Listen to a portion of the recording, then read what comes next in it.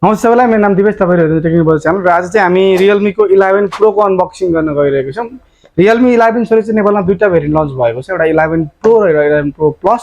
आज चाहिँ हामी 11 Pro को अनबक्सिङ गर्न गइरहेको छौं। यसको प्राइस एन्ड फीचर्सको बारेमा हामी भन्न नै छौं। त्यो भन्दा अगाडि यसको क्विक अनबक्सिङ गरौँ। हेरौँ बक्समा हामीले के पाउँछ।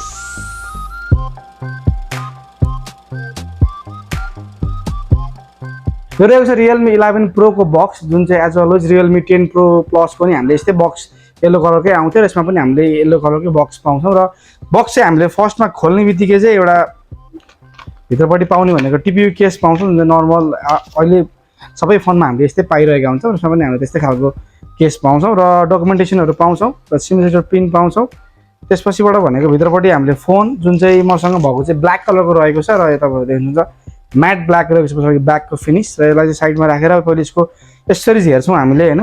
र यसमा चाहिँ हामीले 80 वाटको एडाप्टर पाउँछ, जुन चाहिँ फोनले चाहिँ सपोर्ट 67 वाटसम्म मात्र गर्छ, तर बक्समा चाहिँ 80 वाटको एडाप्टर दिएको छ। यो चाहिँ आजकल रेडमी रियलमीलाई चाहिँ यस्तो मान्छेलाई झुक्याउन चाहिँ धेरै मन लाग्छ क्या हो, खाली बक्समा चाहिँ वाट धेरै हालिदिन्छ तर फोनले चाहिँ सपोर्ट कम वाट नै गरिरहेको हुन्छ। त्यो कुरा चाहिँ अलिकति नराम्रो छ। र यसमा चाहिँ हामीले पाउनु चाहिँ 80 वाटको एडाप्टर पाउँछौं र अर्को पाउँछौं USB to Type C cable, जुन चाहिँ व्हाइट कलरको रहेको छ।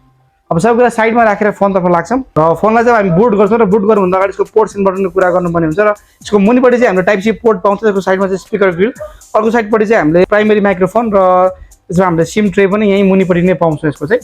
र राइट साइडपट्टि चाहिँ हामीले पावर बटन पाउँछौं, यसको माथि volume up and down button पाउँछ भने लेफ्ट साइड चाहिँ एकदमै क्लीन छ, त्यसमा केही पनि पाउँदैन।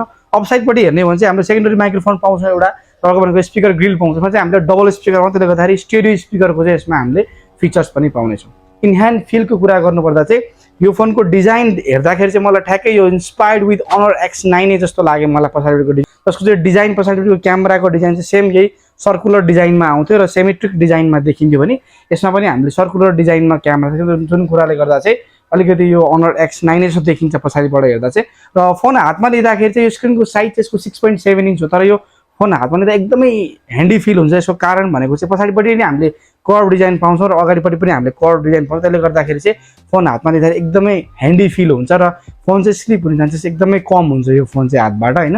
यो फोनको वेटको कुरा गर्नुपर्दा चाहिँ हामीले 183 ग्रामको वेट पाउँछ। त्यसले गर्दाखेरि चाहिँ वेट वाइज पनि एकदमै लाइट वेट छ र वेट डिस्ट्रिब्युसन एकदमै राम्रो छ। तपाईलाई कुनै पनि साइड चाहिँ हेभी फिल हुँदैन यो फोनको हैन।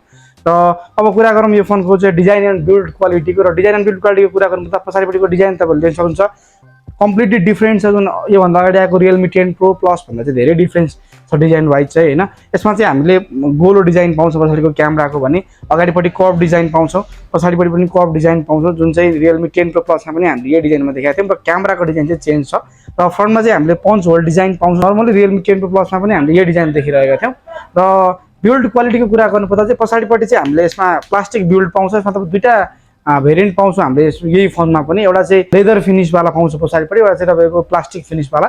लेदर फिनिश वाला चाहिँ हामीले सनराइज वेक भन्ने कलरमा चाहिँ लेदर फिनिश पाउँछ, जुन चाहिँ भेगल लेदर छ। त्यसको डिजाइन चाहिँ गुच्चीबाट डिजाइन भएको छ। त्यो चाहिँ गुच्चीको डिजाइनबाट चाहिँ त्यो फोनलाई चाहिँ डिजाइन गरेको, त्यसले गर्दाखेरि चाहिँ त्यो लेदर फिनिश वाला चाहिँ अझ एट्र्याक्टिभ देखिन्छ यसको कम्पेयरमा। र त्यसको एउटा मलाई डिसएडभान्टेज भनेको चाहिँ त्यो लेदर फिनिश अलिकति व्हाइट शाइनिङ छ र हातको फोरहरु चाहिँ एकदम छिटो टिप्छ त्यो फोनले चाहिँ, त्यसको ब्याक प्यानलले चाहिँ हैन। त्यो कुरा त्यसको नराम्रो भनेको त्यो छ। त्यसको फ्रेम चाहिँ हामीले प्लास्टिक फ्रेम पाउँछौं र यसको तपाईको फ्रन्टमा चाहिँ ग्लास बिल्ड पाउने भयो।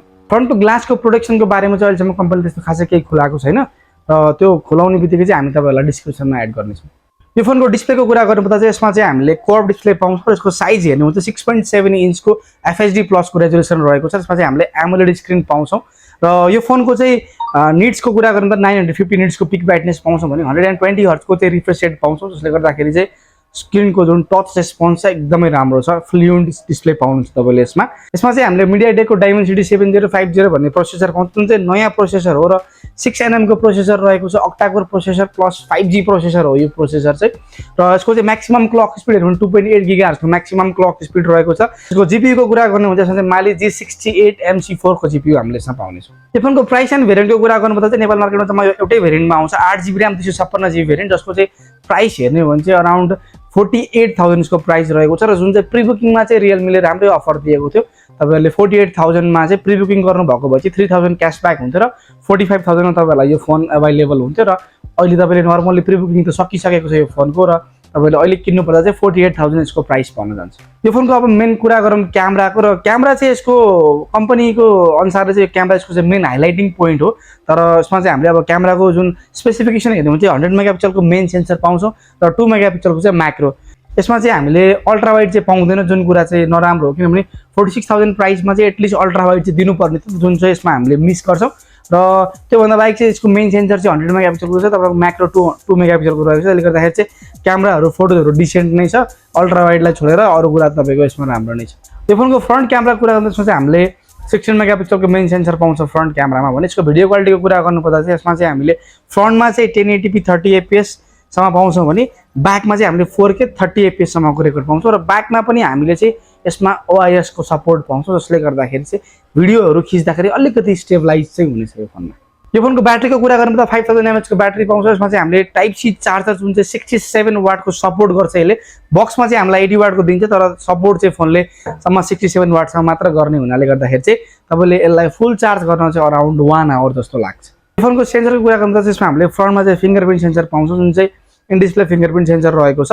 र यसमा चाहिँ यो अप्टिकल फिङ्गरप्रिन्ट सेन्सर हो, जसले गर्दाखेरि चाहिँ एकदमै रेस्पोन्सिभ नै छ, क्विक नै छ यसको फिङ्गरप्रिन्ट चाहिँ। र यसमा चाहिँ अरू सेन्सरहरू हेर्ने हुन्छ, जाइरो, प्रक्सिमिटी, कम्पासहरू पनि हामीले यसमा देख्नेछौँ। र यो फोनको कलरको कुरा गर्नुपर्दा चाहिँ यसमा चाहिँ नेपाल मार्केटमा दुईवटा कलरको यसमा फोन यो अभाइलेबल छ। एउटा चाहिँ एस्ट्रल ब्ल्याक भन्ने रहेको छ, अर्को चाहिँ तपाईँको सनराइज विग भन्ने यसमा कलर रहेको छ। जुन चाहिँ सनराइज विग भन्ने कलर चाहिँ तपाईँको भिगल लेदरको ब्याक प्यानलमा आउँछ भने यो जुन एस्ट्रल ब्ल्याक चाहिँ पछाडिपट्टिको पोलिकार्बोनेट बडीमा आउँछ र म्याट फिनिस्डमा आउँछ। यसमा चाहिँ हामीले डबल स्पिकर पाउँछ, जसले गर्दा यसमा स्टेरियो स्पिकर पनि छ र साउन्ड क्वालिटी चाहिँ एकदमै लाउड नै छ as compare to Realme 10 Pro Plus र यो Realme 11 Pro हेर्ने हो भने चाहिँ साउन्ड वाइज चाहिँ यो Realme 11 Pro अझ अपग्रेड देखिन्छ। यो रहेको थियो आज हाम्रो 11 Pro को फुल अनबक्सिङ भिडियो, र अब यसको हामी नेक्स्ट भिडियोमा चाहिँ यसको फुल रिभ्यू लिएर आउँछौँ। त्यो दिनसम्मलाई हाम्रो च्यानल हेर्दै गर्नु होला। हस्त, धन्यवाद।